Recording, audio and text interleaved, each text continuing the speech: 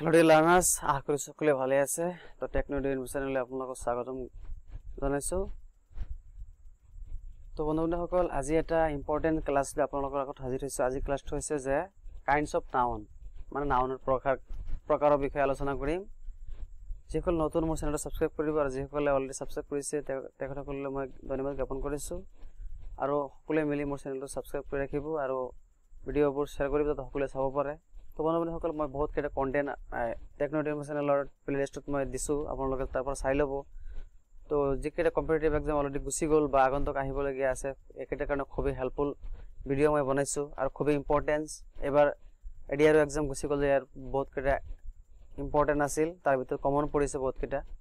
তো মই ভাবো এটো এটা হেল্পফুল ভিডিঅ' হ'ব, তাৰ বাবে ভিডিঅ'টো আপোনালোকে স্কিপ নকৰিব, সম্পূৰ্ণকৈ চাব। আৰু মই ভাবো যে আজি যেকেইটা মই নাউনৰ বিষয়ে আলোচনা কৰিম, যিখিনি তাৰ ভিতৰৰ পৰা ইম্পৰ্টেন্ট থাকিব বা কমন থাকিব, আপোনালোকে ভিডিঅ'টো চাব, খুবই ইম্পৰ্টেন্স। আৰু আজি যদি এই নাউনটো পৰি যায় তেনেহলে মই ভাবো যে লাইভতো আপোনালোকৰ নাউন কেতিয়াও পাহৰণি নহয়। হয়তো ভাবি আছে নাউন সহজ, কিন্তু যেতিয়ালৈকে কনসেপ্টত না যাব তেতিয়ালৈকে আপোনালোকে গম নাপাব যে নাউন ভেৰি ইজি নহয়, ৰাইট? তো বলক ভিডিঅ'টো আৰম্ভ কৰিলো। তো নাউনবোৰ সাধাৰণতে দুই ভাগত ভাগ কৰা হৈছে বা ভগাব পাৰি। Nouns are of two kinds. Okay. Next, noun দুটা ভাগ আছে। দুটা ভাগ, এটা হল কনক্রিট নাউন, আনটো হৈছে এবস্ট্রাক্ট নাউন, রাইট? তো কনক্রিট নাউনটো হৈছে যে বস্তুবাচক বিশেষ্য, ব্যক্তি, ঠাই, প্ৰণালী, জাতি, বস্তু, পদাৰ্থ, সমষ্টি আদিৰ নামবোজক শব্দক কনক্ৰিট নাউন বুলি কোৱা হয়, ৰাইট? এই কনক্ৰিট নাউন কাক কয় আজি আপোনালোকে গম পাইছে, স্ক্ৰিনশ্বট কৰি ৰাখিব, ঠিক আছে? নেক্সট, এটা হল কনক্ৰিট নাউনে চুব পৰা বস্তুক, মানে যাক আমি টাচ কৰিব পাৰি, যাক আমি হাতেৰে চুব পাৰি বা যিকোনো বস্তুৰ আমি টাচ কৰিব পাৰি, হেতু কি বুলি কোৱা হ'ব? কনক্ৰিট নাউন বুলি কোৱা হ'ব, ৰাইট? Concrete noun. এটা হল কনক্ৰিট নাউন হল চাৰি প্ৰকাৰ। এতিয়া চাৰি প্ৰকাৰ কি কি মই গোটেইখিনি আলোচনা কৰিম, আপোনালোকে চাই যাব, ভিডিঅ'টো স্কিপ নকৰিব। কনক্ৰিট নাউন হল চাৰি প্ৰকাৰৰ। এক নম্বৰ হৈছে প্ৰপাৰ নাউন, কমন নাউন, তাৰ পিছত কালেক্টিভ নাউন আৰু মেটেৰিয়েলছ নাউন, ৰাইট? তো এটা এটাকে মই এক্সপ্লেইন দি আছো, আপোনালোকে চাই যাব। এতিয়া হল প্ৰপাৰ নাউন। প্ৰপাৰ নাউনটো হৈছে যে নামবাচক বিশেষ্য, যেনে মানুহ, বস্তু, এটো বস্তু হৈ আছে, এটো বস্তু আৰু আছে, এটো আক হৈ আছে, আৰু ঠাইৰ নাম বুজোৱা নাউনক প্ৰপাৰ নাউন বোলে, ঠিক আছে? ইংলিছত কৈ দিছো মই, the names of persons, things and place are called proper noun, right? Next আছে এক্সাম্পল দিছো, এক্সাম্পল কেইটা চাই ল'ব। এক্সাম্পল এটা খুবই ইম্পৰ্টেন্ট এক্সাম্পল দে। এক্সাম্পল কেইটা হৈছে যে মালতী ইজ এ গুড গাৰ্ল। ইয়াতে মালতীটো যে কৈছে, মালতী নামবাচক বিশেষ্য, নাম মাত্ৰে নাউন, ৰাইট? মালতী। এটা আছে দিল্লী, দিল্লীটো হৈছে নাউন, মনত ৰাখিব। জাগাৰ নাম, মানুহৰ নাম, তেনেহ'লে নাউন হ'ব। তাৰপিছত আছে ইণ্ডিয়া ইজ আৱাৰ কাণ্ট্ৰি। এই ইণ্ডিয়াটো যে আছে, ইণ্ডিয়াটো এটা নাম, এইটো হৈছে নাউন, ৰাইট? ব্ৰহ্মপুত্ৰ এইটো নাউন, ছেপ্টেম্বৰ এইটো নাউন, ৰাইট? তাৰপিছত আছে যে 2 নম্বৰত কোৱা হৈছে যে কমন নাউন। কমন নাউন কাক বোলে, মই এইটো আলোচনা কৰি আছো যে জাতিবাচক বিশেষ্য। জাতিবাচক বিশেষ্য এইটো হৈছে যি নাউনে একে জাতীয় সকলো প্ৰাণী বা বস্তুৰ নাম বুজায়, তাক কমন নাউন বুলি কোৱা হয়, বা ক্লাছ নাউন। কমন নাউন আৰু class noun same. The names of things or animals of same class are called common noun or class noun, right? Next আছে example কেইটা মই দিছো, example কেইটা চাই ল'ব। exampleত আছে man। এই manটো যে আছে, man is not immortal, মানে মানুহ মৰণশীল নহয়। এই manটো হৈছে noun, right? The cow, এটো হল noun, right? Elephant, এটো হল এটা জন্তুৰ নাম, right? Noun. Year to হল এটো বছৰ, এটো হল noun, right? নেক্সট আছে চিলড্ৰেনছ লাইক সুইটস তো ইয়াতে সুইট টু হ'ব নাউন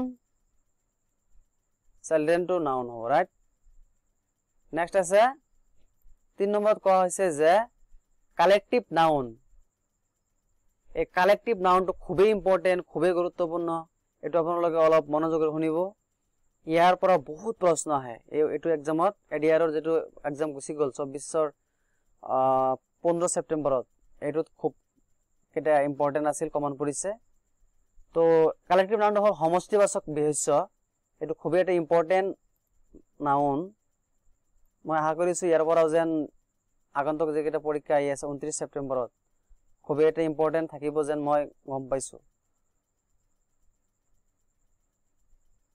তো এনেকা ধৰণৰ প্ৰশ্ন যেটো কাটে যদি এটো এটা আইডিয়া আহি গল আপোনালোকে স্কিপ নকৰিব আৰু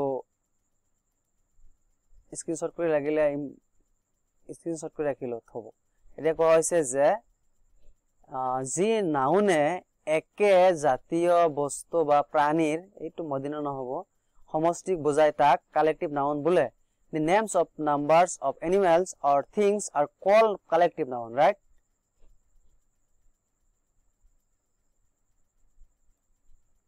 next আছে example এই example কেটা কৈ দিছো এটো আহে এই শলটো আছে এবাৰ ফিশটো আইছিলে ফিশৰ যেটো এজাক মাছ মানে মাছৰ যেটো দম বা জাক এই মাছৰ জাগক স্কল বা শল বুলি কোৱা হয় মন ৰাখিব এটো আইছিলে এবাৰ এডিআৰৰ সেপ্টেম্বৰত এক্সাম গুছি গল এটো আইছিলে নেক্সট কৈছে যে এ গ্যাং অফ ৰাবাৰ্স মানে এদল ডকাইতৰ দলক কি বুলি কোৱা হ'ব ৰাবাৰ্স বুলি কোৱা হ'ব a gang of robbers right next আছে এ ট্ৰুপ অফ মানকিজ মানে এদল বান্দৰ এই বান্দৰৰ যেটো দল আছে বান্দৰৰ দলক কি বুলি কোৱা হ'ব এ ট্ৰুপ অফ মানকিজ ৰাইট তাৰ পিছত এন আৰ্মি অফ সোলজাৰ্স মানে এদল সৈন্য হলে কি হ'ব an army of soldiers right next আছে a troop of soldiers মানে এদল সৈন্য এটো হল a swarm of flies মানে এটো অপচনত আইছিলে এডিআৰ যদি এক্সাম গুছি গল নেক্সট জোৱা এটো এক্সাম গুছি গৈছে যেটো এটোতে আইছিল যে a swarm of flies মানে এজাক মাখি এটো আইছিল অপচনত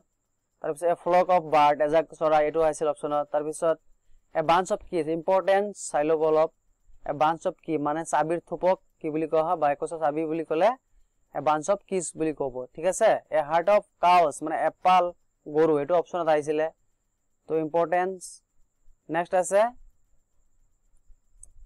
a rebel crowd of peoples rebel বা crowd মানে সেম of peoples এটো সেম এদল মানুহ যদি এদল মানুহক বুজায় তেনে হলে a rebel বা crowd of people বুলি ক'ব তাৰ পিছত a fleet of ships মানে এবহৰ জাহাজ বুলি কলে a fleet of ships right next আছে 6 নম্বৰত আছে যে materials nouns মানে পদাৰ্থবাচক বিশেষ্য যি নাউনে পদাৰ্থ নাম বুজায় তাক materials noun বুলি কোৱা হয় পদাৰ্থ যেটো materials বিষয়ে কৈছে হেকাৰণে সিলভাৰ গোল্ডছল আহি যাব অলৰেডি materials যেটো কৈছে the nouns that refer to the names of materials are called materials noun right example আছে example কেটা চাই লব example কেটা হল iron to যেটো হয় এটো কি materials right iron milk silver gold water lead তো একেটা হইছে materials nouns or example right next আছে abstract noun যেটো abstract noun হইছে গুণবাচক বিশেষ্য right এই গুণবাচক বিশেষ্য right যি নাউনে কোনো বস্তু বা প্ৰাণীৰ গুণ বা দুখ অৱস্থা পৰিমাণ আদি বুজায় তাক abstract noun বুলি কোৱা হয় right nouns that indicate the quality of a thing or animal are called abstract noun right এর एग्जांपल কেটা চাই লব honesty wisdom childhood light তো এনেকা ধৰণৰ যদি থাকে তেনে হলে abstract nounত পঢ়িব right আগৰ ভিডিওটো ভালে পাইছে তো অলপ হেল্পফুল হৈছে আপোনালোকে কাইন্ডলি ভিডিওটো শেয়াৰ কৰিব যাতে সকলোৱে চাব পাৰে আৰু আজিৰ কাৰণে বিদায় মাগিছো অন্য এটা ভিডিওত লগ পাম থ্যাংক ইউ